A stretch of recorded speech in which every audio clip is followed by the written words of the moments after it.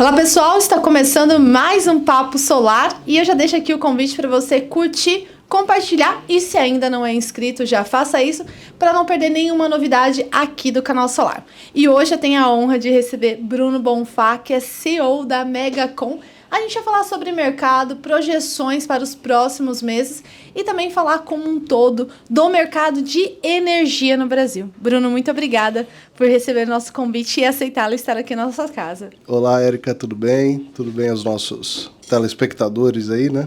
É um prazer estar aqui, né? A gente já tem uma relação muito boa com o canal Solar aí de tempos, né? Uma história bacana.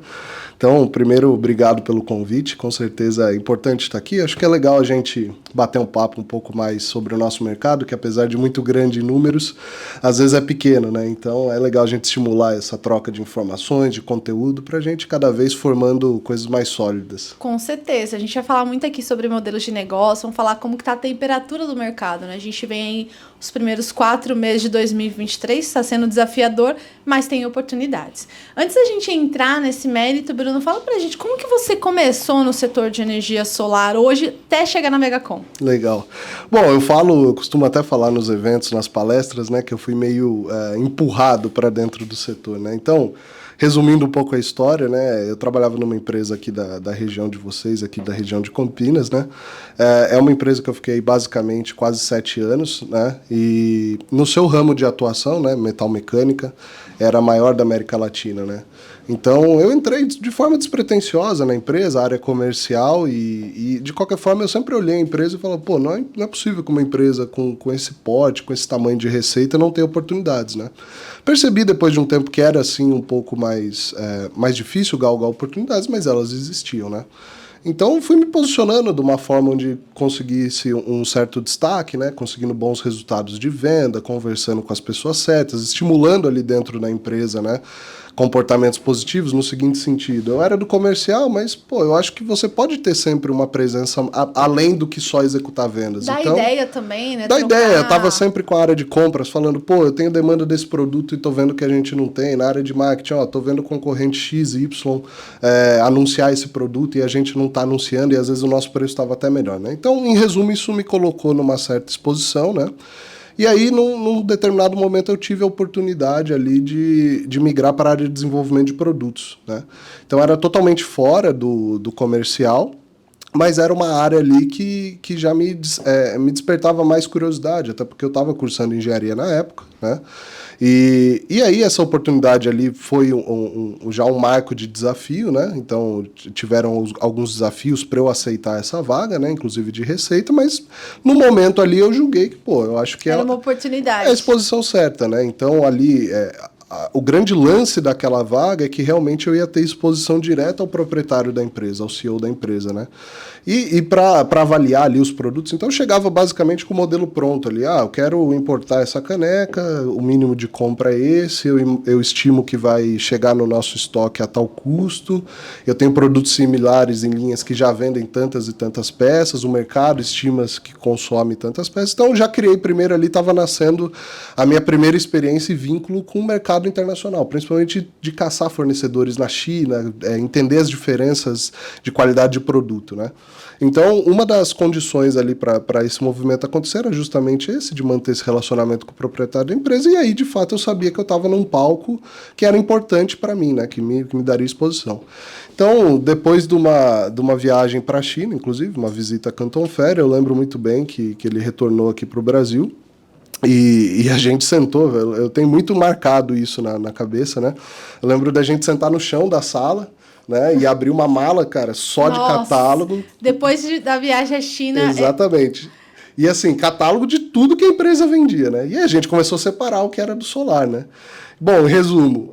Mas até então essa empresa não tinha o segmento de solar, era algo novo. Era algo novo, ela tinha diversas linhas de produtos, já era muito sólido, mas o solar ali era o embrião, né? Que começava naquela sala. E aí, isso foi em que ano, Bruno? Isso foi ali no comecinho de 19, se eu não me engano. De 18 para 19. Acho que comecinho de 19, bem ali perto da virada, né? E, enfim, aí terminamos já a colheita ali dos catálogos, né? Eu lembro que ele levantou e falou assim para mim, né? Isso eu tenho bem gravado mesmo. eu quero começar a vender esse produto aqui na empresa, vamos desenvolver esse projeto, dá um foco nisso, deixa um pouco as ferramentas um pouco de lado, eu quero um feedback diário, tá bom? A primeira reunião nossa é amanhã, boa sorte, tomei 2 tapinhas no ombro e segui pra guerra. Então, por isso que eu falo que eu fui um pouco jogado. E ali, cara, eu lembro que eu saí tão empolgado e também no desejo de me provar e de conseguir as oportunidades. Eu lembro que aquela noite em si eu passei em claro, não dormi. Só estudando. Não, também a ansiedade, né? Pelo que você comentou, você tinha essa ambição de exposição, de mostrar, eu tô aqui, me traga desafio, porque eu quero ser desafiado, porque eu quero mostrar que eu sou capaz. Exatamente. Depois, agora um pouco mais velho, né, entendendo, eu percebi que eu tinha muito desse perfil construtor, né? Então, me interessava construir coisas do zero, né? Então, eu passei aquela noite, cara, putz, totalmente de cabeça. Aí você vai procurar, né? Você imagina, hoje a gente ainda tem dificuldade, às vezes, de encontrar artigos e coisas de qualidade. Você imagina ainda a gente fala naquela época como se fosse muito antigo, longe, né? Mas é porque o solar anda bem rápido, né? Sim. Mas naquele momento não tinha também tanta literatura brasileira em português de como funcionavam as coisas. Então, lógico, eu falava já inglês na época, isso me ajudou bastante. Eu comecei a cair de cabeça em PV Magazine, fóruns, websites estrangeiros e, em resumo, naquela noite eu aprendi basicamente quais eram os tipos de módulos que existiam, as tecnologias de célula, quais eram os inversores, as topologias de inversores. Montei ali um resumo básico, não deu para me tornar nenhum especialista, mas pelo menos... Uma noite também eu pedi muito. Mas na reunião seguinte eu já tinha, além de demonstrar o interesse para a pessoa que estava me dando a oportunidade, eu tive ali a oportunidade de mostrar que eu tinha aprendido, né? E aí comecei a vomitar o negócio lá e aí foi dando certo, foi encaixando, foi aprendendo. Não é fácil lidar com o CEO de uma grande companhia, mas também, por um outro lado, eu sempre enxerguei que eu tinha na minha visão, assim, um privilégio, que também não é todo dia que você tem oportunidade, exatamente, principalmente num estágio júnior da carreira, de responder para um CEO de uma empresa. Então você aprende muito. Se você tiver a posição de sentar, entender como funciona do outro lado da mesa, porque às vezes no mundo profissional a gente tende a julgar o outro lado da mesa, por que está se comportando assim? Por que isso está tocando assim? Mas a pessoa do outro lado, com tamanho de responsabilidade, ela tem que orquestrar um jogo muito grande, né? Exato, tem várias variáveis que a gente, às vezes, dependendo do local onde a gente ocupa, a gente não consegue ter essa visão. Exatamente. E a pessoa que está ali, ela consegue ver como um todo, então ela tem que pensar estrategicamente. Exato. E verificar se é válido aquilo que está sendo pensado, aquilo que está sendo organizado também. Sim, e você, funcionário de uma área específica, o executivo do outro lado, ele nunca vai te explicar 200% do plano, ele vai tocar o que é da pertinência da sua responsabilidade, né? Exato. Então, às vezes tem essa dificuldade realmente de entender ali, mas, cara, ali, sem eu perceber naquele momento, estava me preparando para poder ser um executivo mais adiante, né? Nossa, então foi legal, assim, foi uma esfera de, cair de cabeça, aprender como funcionam as coisas. Eu lembro de, por exemplo, aprender como funcionava em metro, essas coisas, cabeçada, até caminhão com módulo na traseira eu já dirigi para levar para laboratório de ensaio, porque realmente era assim, era o Bruno e a missão, não tinha mais nenhum funcionário da empresa. A empresa tinha mais de 1.000 funcionários, mas só tinha o Bruno olhando aquilo naquele momento, né? Aí, lógico, depois foi formando equipe, aí eu tive a oportunidade de me alinhar com um grande gestor de dentro da empresa, que também, aí a gente formou uma dupla muito bacana, né? Eu tinha mais o lado técnico, assim, ele tinha o lado comercial, aí depois eu consegui também aprender com ele muito do lado comercial. Então, assim, eu fui percebendo que isso hoje tem muita coisa que eu só consigo executar graças a como absorver essas experiências lá no passado, né? Não, bacana. E então você está aí em torno de 4 anos já, 4, 5 anos. Basicamente 2018, 5 anos, 2019 no mercado. E ao longo desses anos, a gente sempre, com uma pergunta aqui que a gente sempre discute, e você já comentou, o mercado de energia solar, ele, de um ano para outro, ele tem uma evolução muito alta, né? O mercado, né? É um mercado que não é tão antigo, é um mercado novo no setor elétrico como um todo. A gente já vê outros segmentos que já há muito mais tempo. Mas como que você avalia o mercado de energia solar hoje, né? Pensa, porque o que a gente passou nos anos anteriores, acho que a gente já discutiu bastante, né? Crescimento 200%, aquela loucura. Hoje a gente está vendo que está começando a ficar um pouco mais... o número, né? Não chega mais a ser 3, agora 2, dependendo do mês. Como que você avalia esses primeiros 4 meses de 2023? Eu acho que a palavra, assim, é desafiador, né? Isso é fato. Então, é lógico que se a gente olhar todas as projeções desde 2012, quando foi, de fato, homologado aí as regras gerais, a gente tem um crescimento exponencial. A maravilha do nosso setor é o quê? É um ticket médio alto. Então, isso trouxe muito volume traz poder, robustez e tudo mais, mas você tem que tomar cuidado porque o voo é alto também, né? Então, assim, é difícil cravar hoje, né? Isso é quase igual falar de dólar, né? Tem gente que fala, pô, vai subir o negócio desce, vai descer o negócio sobe, né? Exatamente. Mas, assim, a gente pode estar vivendo uma fração do tempo que pode parecer, às vezes, um platô, uma queda, e depois a gente pode ter um crescimento exponencial tão grande quanto a gente teve. Sim. Como a gente pode estar vivendo uma certa estabilidade daqui para frente. Eu acho que eu não gosto aqui de ficar pautando, vai acontecer isso ou vai acontecer aquilo. Eu acho que a gente tem que olhar os indicadores que a gente tem. Sim, a gente está num momento muito desafiador. O que primeiramente, assim, não me deixa preocupado ou desesperado? É lógico que a gente tem que olhar muito para dentro do nosso negócio, deixar ele ajustado, o mais enxuto possível para poder passar por esse tipo de crise, que inclusive eu acho que é o maior aprendizado que a gente está tirando dessa situação, né? Mas assim, a energia solar de forma alguma se tornou inviável, independente dos cenários que a gente tem. Eu acho que se a gente comparar, inclusive a gente fica um pouco nessa, né? Puta, muita coisa aconteceu de 2022 para 2023. Exato. É mudança de governo, é mudança de câmbio, é mudança legislatória, né? Porque assim, fazia um ano que todo mundo sabia que a 14.300 ia entrar em vigor. Não é novidade para Mas ninguém. você vai deixando de lado, né? Não é uma coisa que você tá todo dia ali pensando. Aí, beleza, virou o ano, passou o dia 7, entrou em vigor, né? Então, assim, de qualquer forma, a energia solar não está inviável. A gente tem cenário hoje que está mais barato o preço do equipamento, né, para se comprar do que antes. Exato. Então, é igual a minha vida de importador. Eu tenho 3 fatores que sempre estão precificando o meu produto. É o dólar, é o quanto eu paguei no produto na China e quanto custou de frete para vir para cá. Esses 3 fatores, eles estão sempre oscilando. E a mesma coisa no solar.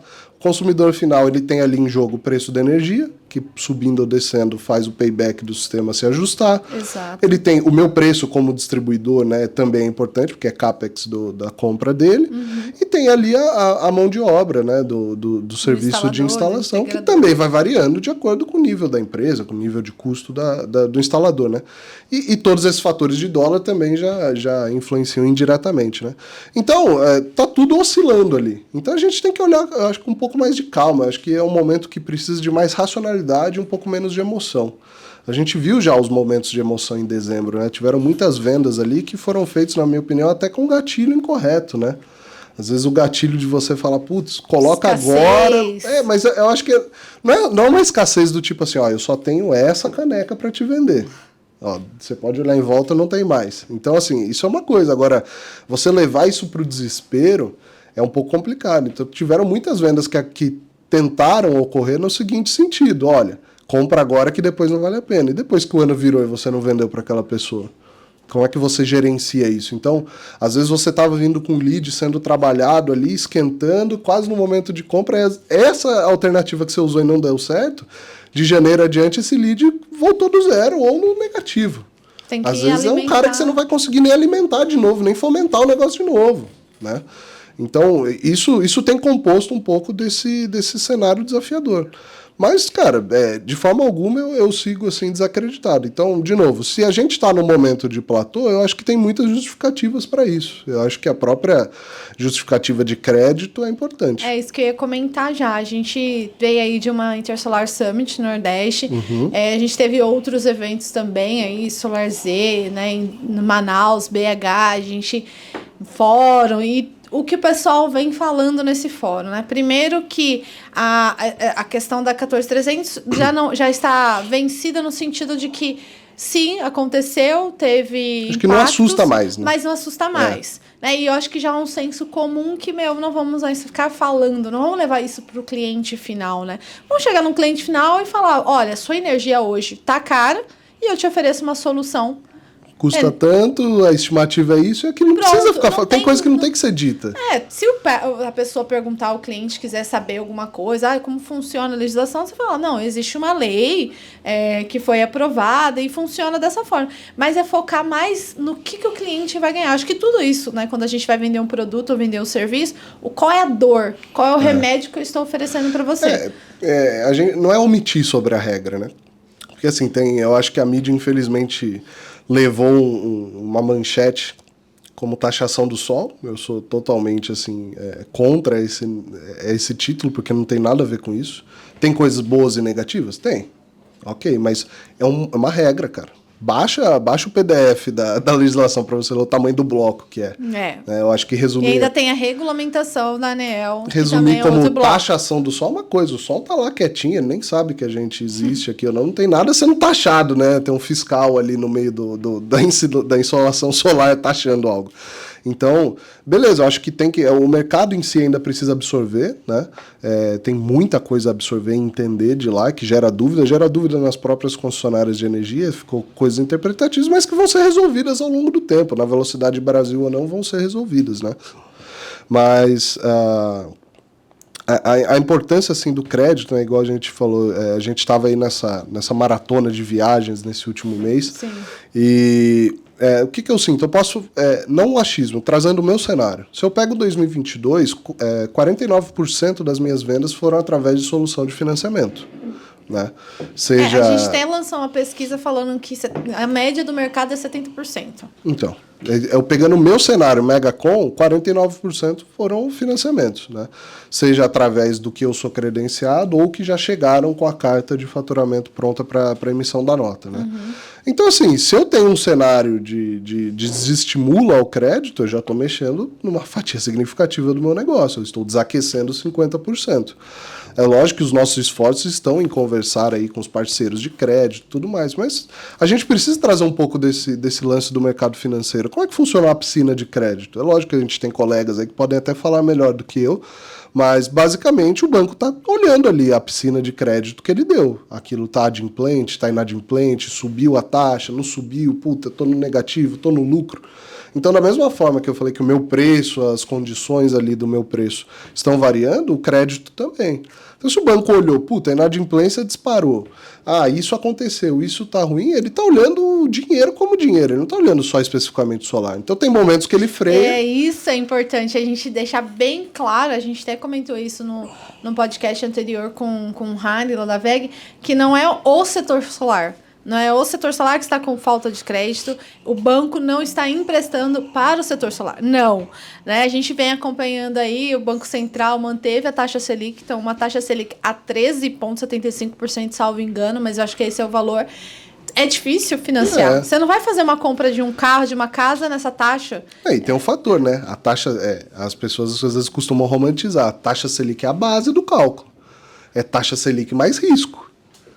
Tem esse fator também. Então, assim, o dinheiro é precificado no risco. Então, às vezes, esse 13%, a gente olha lá, tem financiamento que dá 2,5%, 3,5% ao ano. A gente está falando de mais de 20% ao ano. Então, o 13,7%, 14%, 12%, 25%, o que quer que seja, é a base. Lógico que quanto menor a Selic, mais você estimula a economia. Só que a economia, a galera acha que é só ajustar um botãozinho ali, né? Tudo desencadeia ali diversas reações. Então, lógico, a gente vendo o Covid é inevitável. Não só essa escassez industrial que a gente teve, né? Pô, você tem lá a indústria do mundo funcionando, fecha. Volta, vem uma demanda, nossa, gigantesca. Isso gera indisponibilidade de matéria-prima, uma dificuldade de produzir tudo a tempo como se necessitava. Isso é importante. Mas eu acho que poucas pessoas, de fato, deram atenção ao principal resultado que a pandemia nos traria, que é a alta inflação.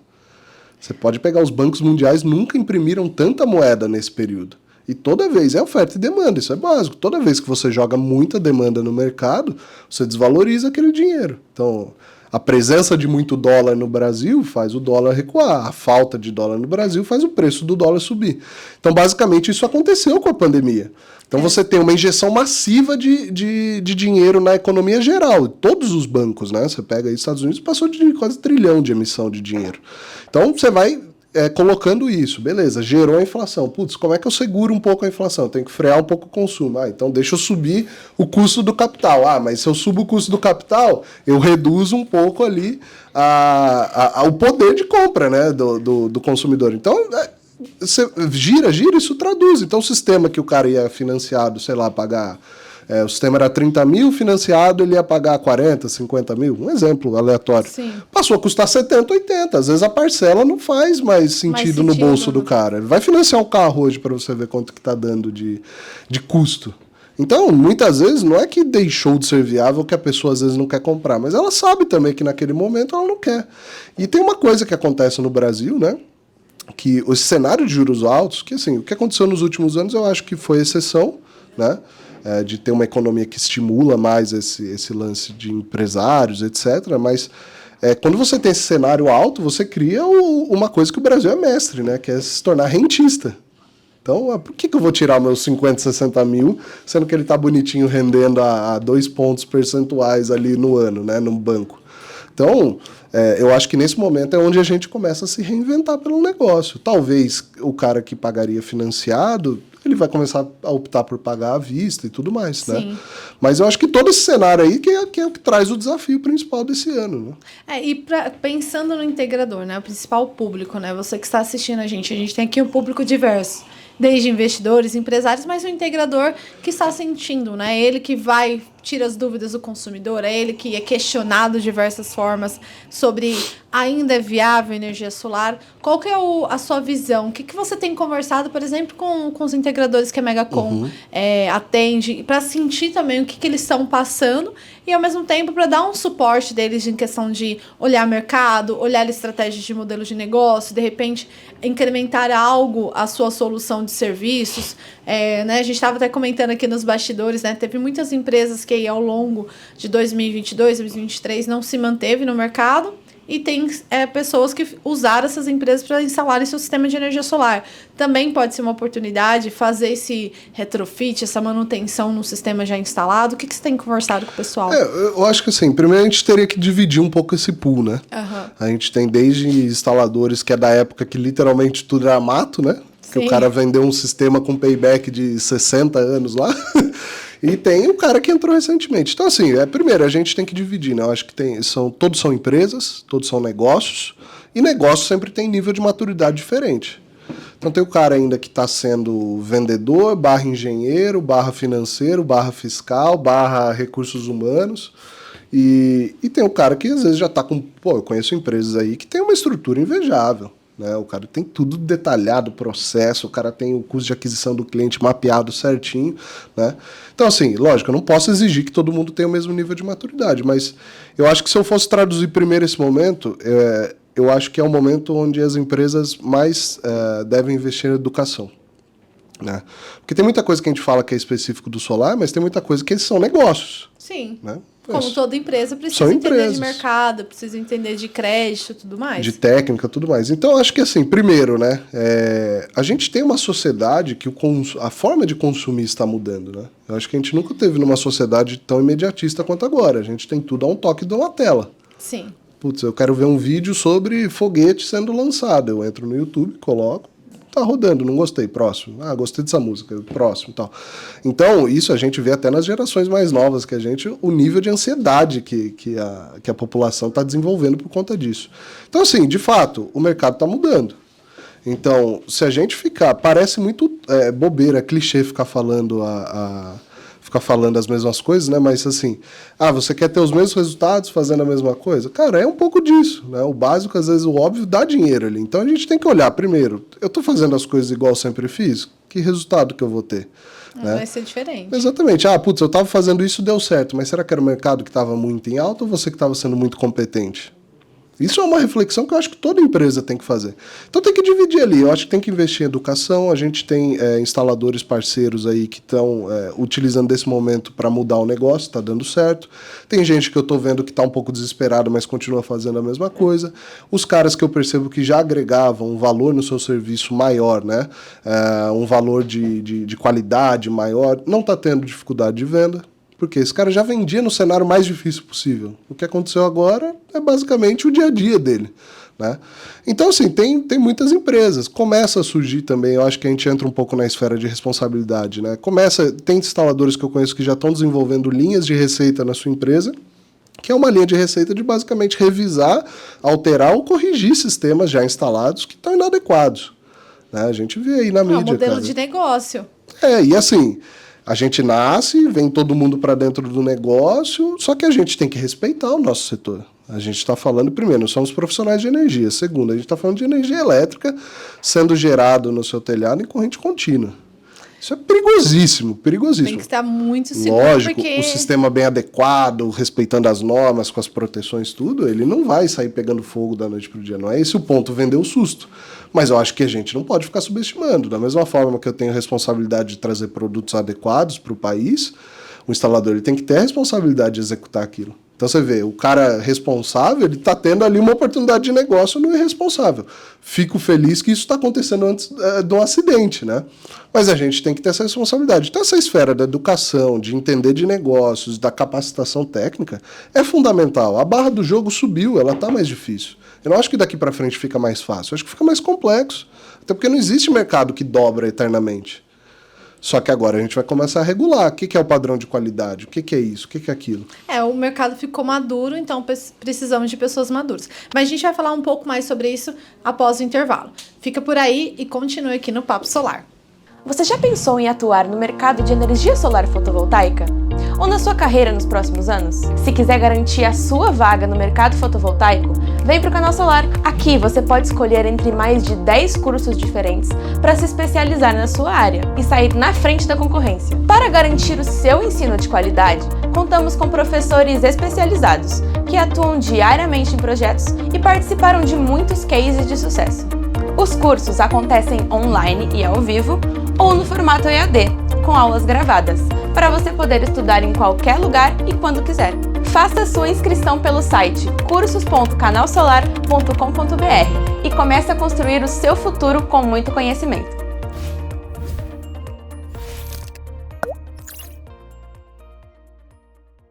Fala pessoal, estamos de volta aqui com o Bruno Bonfá, falando sobre mercado, falando sobre oportunidades de novos modelos de negócio, ou até não tão novos assim, né? Muita gente já discute a parte que a gente estava falando de manutenção, e a gente aqui no intervalo, a gente estava falando um pouco sobre quais ações que o integrador pode levar à frente na sua empresa, a questão de fazer investimento em capacitação, a também olhar para a empresa, como está funcionando o processo da sua empresa, tá legal, o que você pode otimizar. Era isso que a gente estava conversando aqui, né, Bruno? Sim, exatamente. E eu acho que isso é um desafio para qualquer empresa, sabe, Érica? A gente estava comentando um pouco sobre a mudança do perfil de consumo, né? Então, do cara clicou numa tela, ele tem aquilo na mão na hora que ele quer. Então, as pessoas estão sempre buscando a comodidade.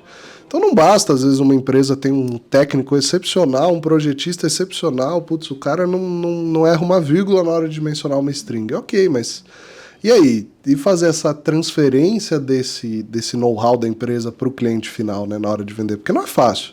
Né? A gente não pode aqui ficar falando, é só você falar isso que você vende. A gente sabe que não é assim, né?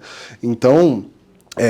isso é o negócio de empresa, independente do ramo. Então, o integrador ali, isso a gente fala exaustivamente nos eventos que a gente participa, né? Nos que a gente fornece conteúdo. Cara, a sua esteira de leads tem que estar certa, tem que estar bonitinha, captou o lead, tratou, registrou, tem que estar no CRM, tem que saber o porquê tá perdendo, porquê tá ganhando, quantos ganhou, quantos perdeu. Puta, se eu mexer nisso, o que aumenta? Qual a minha taxa de conversão? Quantas ligações meu time está fazendo? Quantas respostas no WhatsApp teve? Quanto tempo você demorou para dar a primeira resposta, né? Isso é uma coisa que eu falo com o meu time, inclusive. O cara que tá te falando no WhatsApp, ele não quer... Se ele quisesse eu tive uma briga épica assim na empresa, né? Eu falei assim, galera, vamos lá. Se o cara tá te mandando um WhatsApp, se ele quisesse demora para responder, ele tinha te mandado uma carta.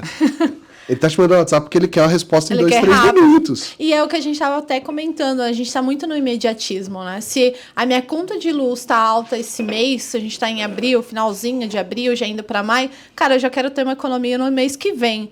Lógico, é meio que impossível ter uma economia tão já, mas é isso que a gente vem encontrando, principalmente ali no consumidor final, né? Eu acho que assim, tem que se trabalhar. né? É entender, olhar internamente o que eu preciso melhorar de processo, igual eu estava falando. É entender externamente o que meu cliente está falando, né? Você estava comentando, por exemplo, dos feedbacks de notícia, né? Cara, eu acho que, assim, muitas empresas, e isso eu falo empresas gigantes de tecnologia, elas investem toneladas de dinheiro em obter feedbacks mais precisos, em NPS, uma porra de coisa. E muitas vezes no Solar a gente tem o nosso cliente vindo, isso vale para mim quando o integrador vem conversar comigo, e acho que vale quando o cliente final vem falar com o integrador, talvez, né? Ou como vale aqui quando comenta uma notícia.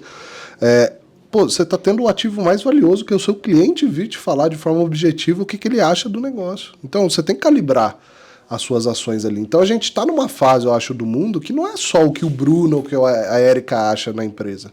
É importante o seu feeling, principalmente como gestor, lógico. Mas tem que escutar o cliente. Mas escutar é de verdade, entendeu? Não é fingir que escutou. Exatamente. Até porque, né, eu estava comentando aqui nos bastidores, eu fui lá no Summit e foi muito legal, porque a gente estava ali com um stand, que nosso objetivo no Summit é mostrar os cursos que a gente tem e dar aquela rodada para justamente trazer para o pessoal que não teve oportunidade, por algum motivo ou outro, de ir, trazer ele para o evento, né? Tentar aproximar, mostrar as soluções, o que as empresas foram. E muitas vezes, quando eu chegava no stand, né, o pessoal que estava ali junto comigo, a Aline, o Rafael, o time de cursos e do marketing, falou, pô, Érica, o cara quer falar com você. E aí eu ia conversar, né? Eu falo, oi, bom dia, boa tarde, e aí, como que tá? Nossa, Érica, eu vim aqui agradecer, porque o post que vocês soltaram hoje, por exemplo, foi no dia do aumento lá que teve no estado de Ceará, eu mandei para o cliente, estava indeciso se investir ou não em solar. Eu falei, cara, veste porque vai aumentar a sua conta de luz. Assim, só vai aumentando. Então ajudou o cara a fechar o negócio. Ajudou. Isso, para mim, é uma satisfação muito boa, né? Porque a gente tem aqui na equipe de jornalismo, a nossa missão, acho que a missão de um jornalista que se preze é informar. Só que eu tenho que informar com assertividade. Exato. Então não adianta eu querer vir aqui escrever notícias. Tem que ter um compromisso extremo com a verdade, né? Exato, porque eu sei, né, que vai usar o meu link, matéria do Matheus Badra, Henrique Rai, Ivana Leitão, Estela, tudo para corroborar alguma fala. Então, por exemplo, vou numa palestra, tem diversas palestras acontecendo aqui, e às vezes estou ali na plateia, de repente eu vejo um print lá, mercado cresce, fonte, canal solar. Referenciando o seu conteúdo. Exato. Né? E é legal também quando, por exemplo, tem certeza que isso aconteceu em grupo de WhatsApp? Não, lógico que aconteceu. O canal solar soltou. Então, ou quantas vezes já viu o oposto? Será que isso aconteceu? Mas não saiu nada no canal solar ainda, então vou esperar. E isso pra gente é uma satisfação, mas ao mesmo tempo é uma responsabilidade. Acredito que você, como distribuidor, também tem uma grande responsabilidade para passar para o integrador quando ele tem alguma dúvida de modelo de negócio, porque a gente sabe que o setor solar deu um boom, né? Muita gente viu a oportunidade, veio surfar, veio de outros segmentos, falou, poxa, solar está crescendo, vou surfar nessa onda. E são empresas familiares, não tinha processos. Até comentando com algumas pessoas durante o Summit, parece que esse momento é o momento, esse platô, né, de, vamos olhar o nosso processo, como que a gente está o pós-venda? Porque você comentou, tem gente que pós-venda, instala, faz manutenção e ainda faz a parte administrativa financeira. O que você aconselha esse integrador que está nessa esfera e que, quando a gente não investe, a gente não consegue ver o negócio crescendo, não porque a gente não é capaz, mas porque também tem que ter um investimento, né? Sim, sim. Eu acho que o tópico pós-venda, lógico, de novo, tem mais especialistas que eu para falar, né? Mas um pouco do que eu aprendo com as literaturas e com bate-papo com outros empresários, você vê que eu acho que até o próprio nome é um pouco infeliz, né? Pós-vendas, porque a gente tende a celebrar ali o momento na venda, né? Mas você vê que tem muitas empresas mudando o nome desse departamento para sucesso do cliente, sim, relacionamento do cliente. Porque a venda não acaba ali quando você entregou, cara. Verdade, o integrador foi lá, instalou. Ok, só que o sistema está desligado. Lógico, não está na responsabilidade dele. Mas a expectativa ali do cliente final tá que ele vai conseguir resolver a conexão com a concessionária. Então, assim, olha a quantidade de etapa, né?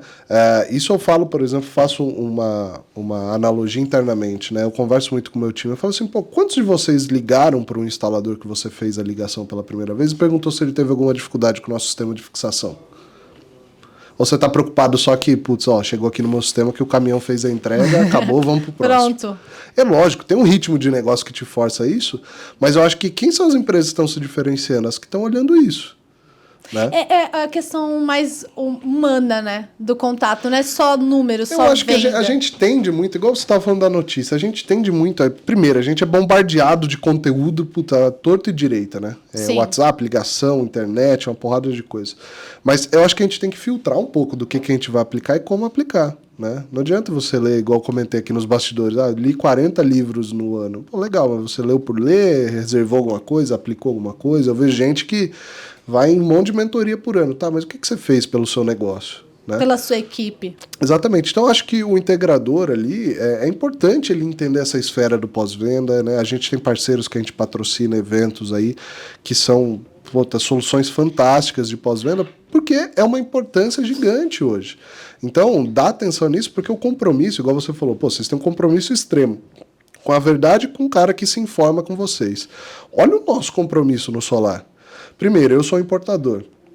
Perante a legislação, eu sou fabricante, certo? Sim. Então a gente, tanto eu quanto os instaladores, a gente fala aí aos ventos que a gente está vendendo um sistema que vai ter 20, 25 anos, 30 anos de desempenho. Uhum. Então, galera, é uma venda aí já com bodas de prata aí, basicamente, né? Eu não sou muito especialista aí nesse tópico de bodas, mas é uma venda com casamento ali já, né? É um casamento. Então, assim, Vai as durar primeiras vendas casamento. feitas ainda estão na garantia o equipamento. Exatamente. Então, eu já acho que a gente tem que começar a olhar esse tipo de esfera. Então, assim, qual o meu compromisso? Trazer os produtos de qualidade que não sejam contra essa iniciativa. E qual a responsabilidade do instalador?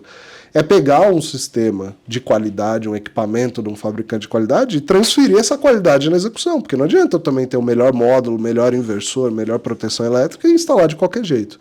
E por que eu estou falando isso? O Bruno quer colocar regra aqui como instala? Não. Quando eu falo que o cara tem que transferir a qualidade do equipamento na execução, é essa questão da confiança, do pós-venda do cara, garantir que ele tá satisfeito, que não tá. Eu tava, por exemplo, numa das viagens esse mês, eu tava no Rio de Janeiro, capital, né? E eu tava conversando com um instalador que, cara, é muito amigo nosso, muito amigo nosso. A amizade foi rolando, assim, a nível que o cara só compra com a gente hoje. Ele até tira outros distribuidores aí da jogada, né?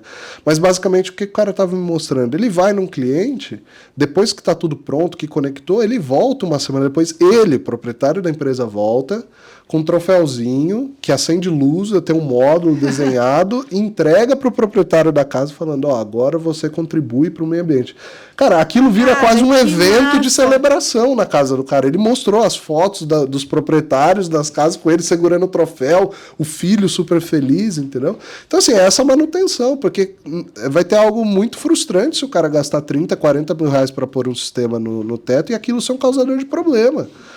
Com certeza. Entendeu? Então, assim, não é só o desempenho do sistema, é você não verificar, porque pode acontecer, você está andando no telhado, pode quebrar uma telha. Não, e é interessante quando você vai falando, assim, pensando, por exemplo, o instalador foi lá, fez tudo certinho, né? Eu vou tirar aqui o exemplo um pouco do meu pai. O meu pai é aquele, ele tem uma coisa que é dele. Se ele não faz, não tá bom. Tá. Eu acho que muitas pessoas vão se identificar. Às vezes eu sofro com esse mal. Ele vai lá, paga um instalador, né? A gente tá fazendo a cotação para colocar o sistema de energia solar na casa dos meus pais. Tá. Aí a gente foi, fez algumas propostas. Fecha comigo que eu te ajudo no preço. Olha só, manda aqui a sua indicação, né? E a gente tava analisando as propostas e meu pai falou, não, filha, eu vou colocar isso porque eu confio que você tá falando, porque, né? E eu falei, pai, legal. Aí ele falou assim, não, mas depois que o cara colocar, eu vou lá e vou verificar se tá tudo certo. Aí eu falei, pai, você é formado em contabilidade. Verificar baseado no quê, né? Que você vai verificar? Não, eu vou ver porque eu entendo disso, porque eu já fiz muitas instalações. E aí eu tenho um receio do meu pai. O instalador fez a instalação, meu pai dá um mês, ele sobe, meu pai é assim, ativo, sobe na casa e fala, não, isso aqui não tá certo, vou mudar aqui. Acho que a melhor forma de você tirar isso, explica pra ele que você tem um sistema em corrente contínua gerando 1.200, 1.500 volts no telhado, que é bom ele não pôr a mão. A gente falou, vamos colocar um cadeado no sótão pra ele não subir e não fazer. Mas isso pode acontecer, né? Pode. Então imagina, se tem um instalador que faz e acompanha a instalação, faz essa manutenção, a verificação, pra ver também se não teve nenhuma modificação. Tem muito cliente final que também instala o sistema de energia solar, 3 meses depois coloca 4, 5 ar-condicionado e fala, pô, seu sistema aqui, você me prometeu uma coisa e eu não tô economizando nada. Isso eu costumo falar. Eu acho que assim, o pós-venda, essa esfera, ele pode ser um sucesso como também um insucesso da empresa. Vamos olhar as duas esferas, né? O sucesso, eu acho que se bem feito, ele leva a algo que é extremamente importante para o instalador, que é o quê? Indicação. E a indicação... O canal de boca venda a boca... indicação para o instalador vende mais que qualquer tráfego pago, qualquer coisa do tipo. Porque isso é isso. Já Eu fui lá pra quente. Eric e falei, putz, só pode colocar com esse cara que tá lá na minha casa, eu confio. Isso é quentíssimo, né? Sim. Mas por outro lado, olha a responsabilidade que você tem num pós-venda. Pensa uma empresa que já tem 2.000, 3.000 usinas, 1.000 usinas instaladas. Aí o cara às vezes começa até a instalar mais longe do que a cidade dele. Você imagina tudo isso dando problema. Ele vai viver para ter pós-venda, para ter pessoa em campo resolvendo o problema, isso quebra a empresa dele. O sucesso de hoje pode ser o problema ali na frente. Então, acho que o carinho do processo ali é para justamente evitar isso. É igual você imagina, daqui a 10 anos eu descubro que todos os módulos que eu vendi não funcionam direito e eu tenho que revisar tudo na garantia. Quem que precifica um problema desse tamanho? Nem Apple precifica um problema desse, né? E é um problema inesperado também. Só que assim, eu acho que tem formas de mitigar ali no começo, né? Então, o que a gente estava falando aí desse pós-venda, dessa esfera, é isso. Eu acho que não é um problema assim, ficar taxando o instalador é culpado. Não tem nada disso. A gente vive num país, você pegar... os países sul-americanos são países mais pobres, certo? Onde o preço é um fator importantíssimo, sempre vai ser. E eu, pelo menos, vejo aqui no Brasil, é um país que subestima a parte técnica. Né? Sempre tem isso. Não, mas eu sempre fiz assim, eu sei fazer. Cara, pega um eletricista profissional e passa numa rua aqui do bairro para ele verificar os quadros e disjuntores de todas as casas. A maior parte aqui da rede aqui 220, a maior parte deve estar tudo com disjuntor monofásico nos quadros, por exemplo, que já precisaria de readequação para um bifásico. Isso é só um pequeno exemplo. Então, quando o integrador está nesse ponto, eu acho que é importante ele calibrar hoje isso para ter o sucesso depois, porque ninguém está criando um ecossistema desse de geração de energia. Pô, o Brasil já está ranqueado os 10 maiores do mundo. Sim. E assim, a gente tem aqui não só uma área gigantesca, mas uma condição de insolação melhor, né? Para quem é de fora do nosso ramo, é importante falar isso. Para quem é do ramo, já sabe. Mas, pô, se a gente pega a Alemanha, que é um país super desenvolvido em solar, o melhor local de insolação deles, o nosso pior é melhor, entendeu? Então, assim, olha o tamanho das artimanhas que a gente tem aqui para fazer o negócio crescer, né? Isso eu converso muito com o Tegon, né, nosso amigo aí. Toda vez que a gente voa de avião nessas viagens aí, a gente fica da janela falando assim, olha quanto telhado vazio que tem, né? Muito. Então, assim, é lógico, é ruim em momentos de retração igual esse, dá desespero, dá tudo, você tem que trabalhar mais, acorda mais cedo, trabalha mais, é pesado. Mas eu acho que os principais fatores do jogo estão aí. Cabe a gente profissionalizar o negócio para deixar ele mais redondo e se adaptar e fazer ele ser mais duradouro, né?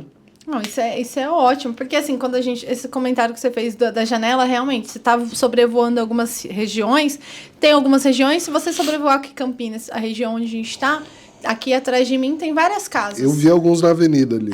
Tem várias. Mas dá o quê? 30%? Exatamente. Então tem muita oportunidade para crescer. Eu acho que também o desenvolvimento de políticas públicas, o incentivo na Alemanha, nos Estados Unidos, Califórnia, que é referência nisso, é o incentivo. Tem que vir o poder público e falar, olha, a gente vai dar esse incentivo para famílias de baixa renda terem o seu... Assim como foi aquecimento por água, né? A gente vê aí, tem algumas comunidades aqui de Campinas que tem esse aquecimento. Então, foi subsidiado pelo governo estadual, enfim, municipal. Tem isso. A partir do momento que tiver isso, também a gente vai ver um boom crescendo cada vez mais. Mas vamos falar agora um pouco sobre... Você já falou bastante, mas a questão do dólar é algo que eu queria discutir com você e o câmbio, né?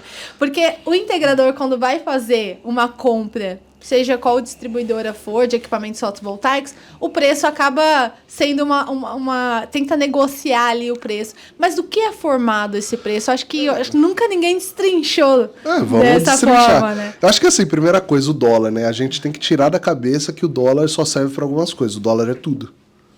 O preço do seu celular, o preço dos plásticos que estão nessa mesa são baseados em dólar.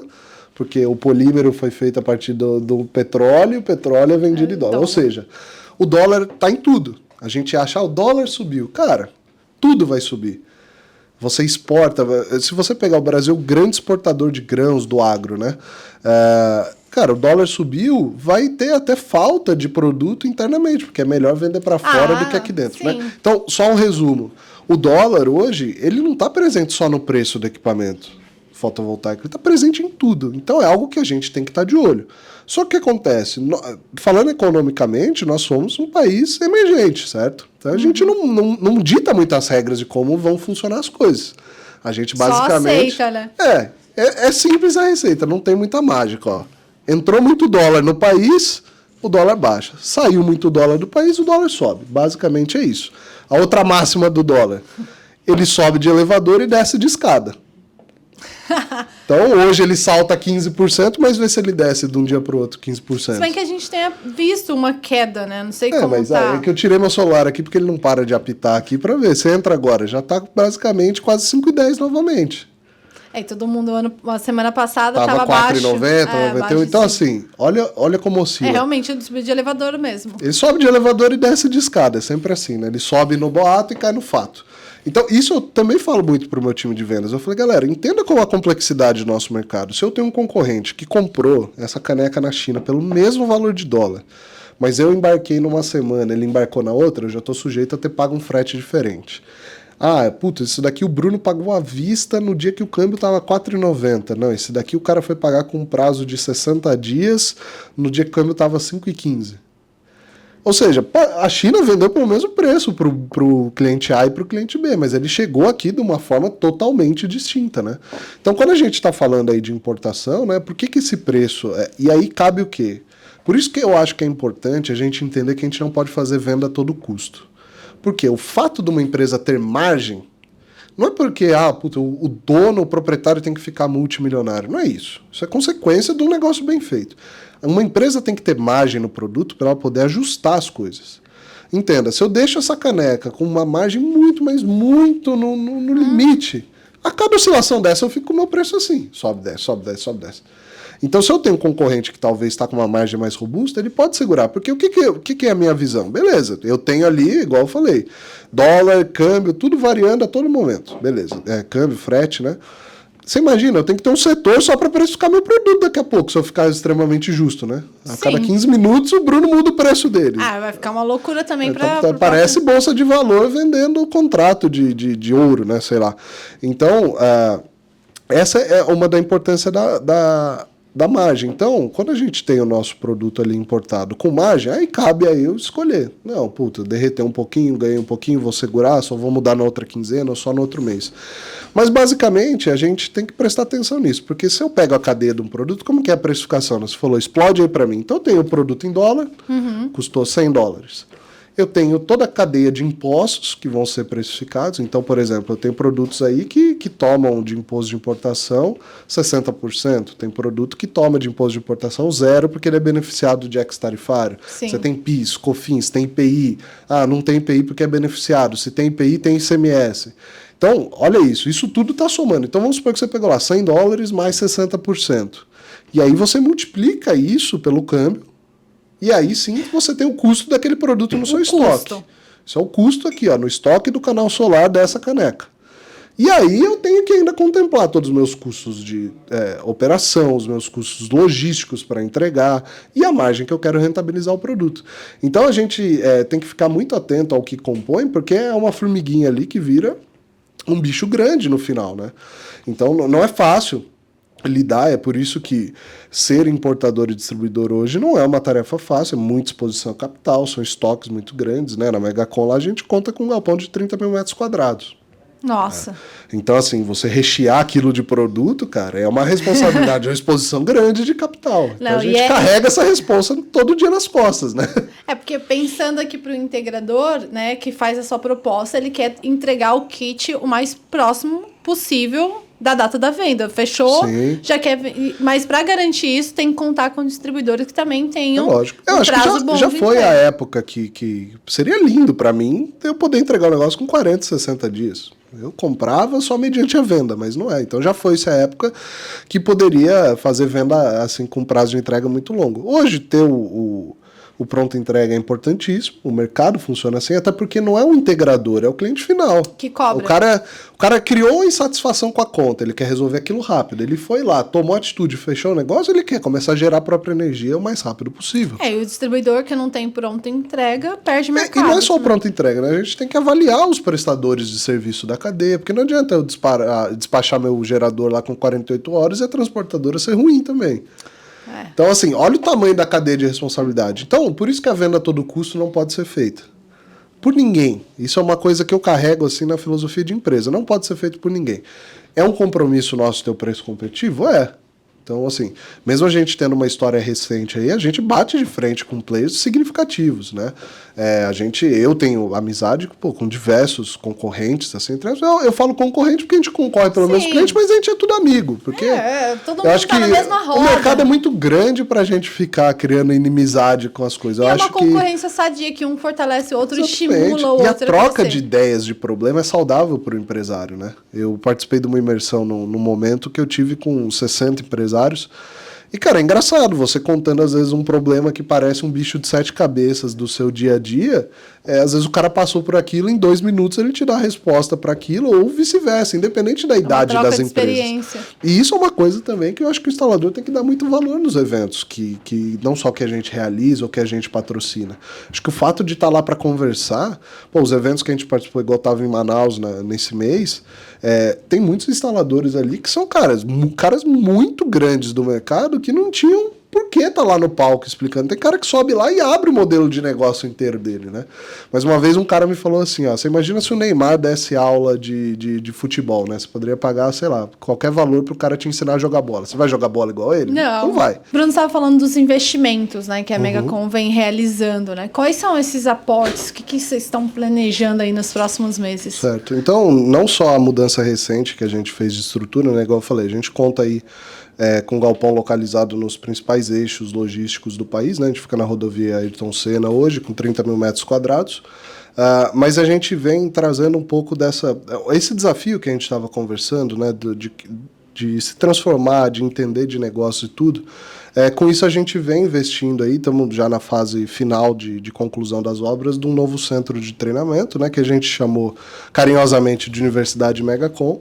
Então é algo que a gente, até dando um pequeno spoiler aqui, né, mas é algo que a gente vai soltar a mercado, que a ideia é o quê? É estimular esse aprimoramento. Então a gente entendeu que não basta só eu vender o equipamento, né, eu vendi, beleza, vendi, ok. Mas que vantagem o integrador ali ele vai levar de ter um relacionamento firme, constante comigo, né? Porque a gente tem hoje a responsabilidade de um cliente de recorrência. Tem instaladores que compram todo santo dia comigo, tem uns que é dia sim, dia não. Então esse investimento desse centro de treinamento tem sido algo que a gente planejou bastante, né? E vem fazendo ali. É algo que a gente vai contar, cara, a gente realmente quer fazer um espaço aberto, né? Então, desde os meus fornecedores palestrarem lá, vocês quiserem fazer um evento lá, nós fazemos um evento em conjunto, lá eu vou poder formar a cara que quer entrar no mercado, até dar um curso super específico de usina de grande porte, por exemplo. Né? Então a gente vai contar com área interna, área externa, porque eu entendi nas reflexões, principalmente nesse momento, não adianta ficar reclamando, putz, o mercado está descapacitado, fulano não deveria ter feito isso, ter feito aquilo.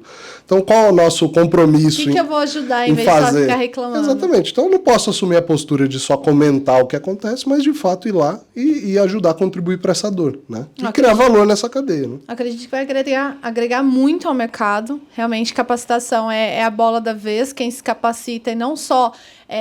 né, a gente estava até comentando aqui nos bastidores, é simplesmente chegar lá e entregar todo o material.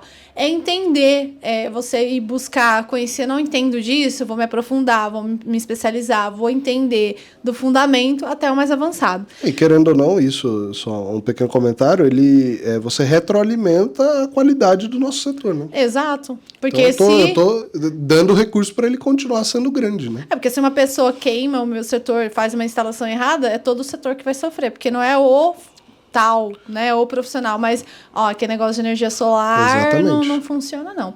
Bruno, eu queria agradecer, mas antes de a gente partir aqui para o encerramento, eu gostaria de fazer uma pergunta do Samuel, que a gente abriu uma caixinha no Instagram, então se você também quiser depois mandar suas perguntas, deixa aqui no comentário, a gente pergunta depois aqui da gravação.